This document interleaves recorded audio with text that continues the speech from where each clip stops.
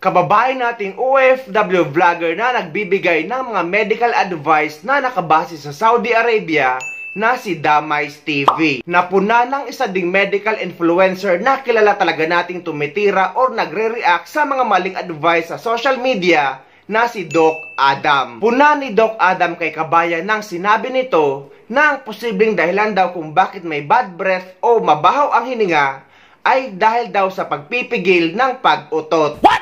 Mahilig ka ba magpigil ng utot? O isingit ko lang ito ha, para sa main vlog ko bukas. Para po sa mga mahilig magpigil ng utot dyan, kabayan, sa ating buhay, meron talaga tayong kailangan pakawalan para guminhawa ang ating pakiramdam. Ano yan sir? Kagaya na lang ng utot o kaya flatus. Shout out po ha. Baka sasabihin nyo, sir kasi kami lagi nasa meeting, nasa conference kami, nasa public crowded area kami, ganyan. Kaya pinipigilan ko na lang, kabayan. Yang pinigilan mo na yan, hindi mo pinagbigyan ng chance na lumabas yan. Hindi na yan mauulit-ulit. Tandaan mo. Paano nangyari yan? Kasi kapag ikaw mahilig magpigil sa utot, kabayan, baka yan ang dahilan kung bakit mabaho yung hininga mo. Paano yun sir? Yung lalabas na hangin supposedly dun, babalik sa digestive tapos ibubuga pabalik sa bibig. Ganito po ang explanation dyan. Yung hangin na yan, kabayan, pag hindi mo yan nailabas, although nagkakaroon ka rin ng bloating, mga ganyan. Oo, totoo yan.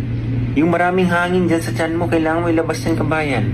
Dahil ang nangyayari dyan sa mga utot na yan, kapag hindi mo nailabas yan, pumabalik yan sa digestive. Ngayon ang digestive, nare-reabsorb yan. Pag nare-absorb, babalik sa circulatory natin yan. Ngayon pupunta ngayon sa pulmonary system. Ang pulmonary system, through the form of gas exchange, kaya siya lumalabas sa ating hininga. Which is may amoy din yan, kabayan. Kaya kung ikaw, sinasabi ko nga kung mga ganyan na alam mo ng toxic na sa buhay mo, pakawalan mo na. Baka sasabihin mo, sir, kasi nakakahiya naman umutot ka sa... Oo, alam ko naman.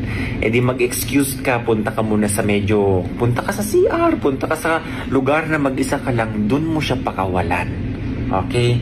Tandaan mo, may mga bagay talaga na pinapakawalan in private.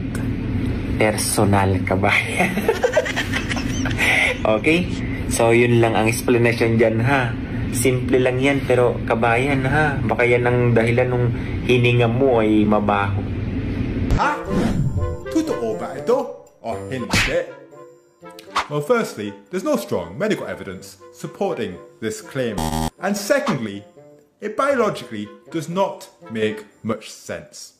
What? Kaya, para sa akin, hindi totoo ito. Minsan, maganda rin na may pumupuna sa atin lalo na't kung may basihan ang pagpuna at in good way. Ngunit minsan ay sila nga mismo mga doktor ay iba-iba din ang mga sinasabi tungkol sa iba't ibang bagay.